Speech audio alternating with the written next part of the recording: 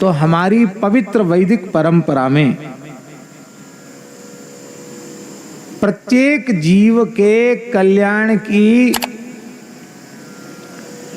पूरी पूरी व्यवस्था है। वो किसी भी जाति का व्यक्ति है, किसी भी अवस्था का व्यक्ति है, उसके पूरे पूरे कल्याण का ठेका है। हाँ, बस बात इतनी सी है कि जो हमारे ऋषि महर्षियों ने बनाई हुई पवित्र परंपरा है, उस परंपरा का वो श्रद्धा पूर्वक आदर करें। इसी को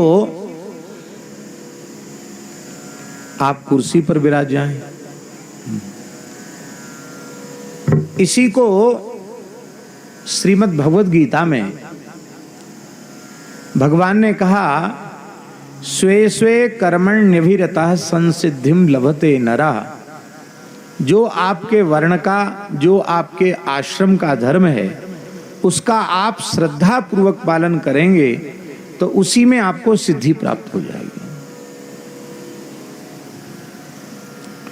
स्वकर्मणा तमभ्यर्च सिद्धिम विन्दति मानवः। जो भी स्वकर्म का निर्णय शास्त्रों ने, ऋषि मुनि महात्माओं ने हमारे लिए किया है, उसको निष्काम भाव से, कर्तापने के अहंकार से मुक्त होकर भगवान की प्रसन्नता के लिए, सर्वजन हिताय सर्वजन सुखाय की भावना को लेकर के यदि हम करते हैं तो अलग से भी कुछ करने की आवश्यकता नहीं है।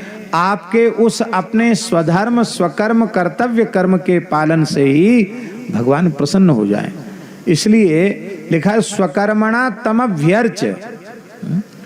अपने अपने कर्म से सभी लोग भगवान की उपासना ही कर रहे हैं। चिकित्सक चिकित्सा कर्म के द्वारा ईश्वर की उपासना कर रहा है, व्यवसायी व्यवसाय के द्वारा ईश्वर की उपासना कर रहा है, कृषक खेती के द्वारा भगवान की उपासना कर रहा है।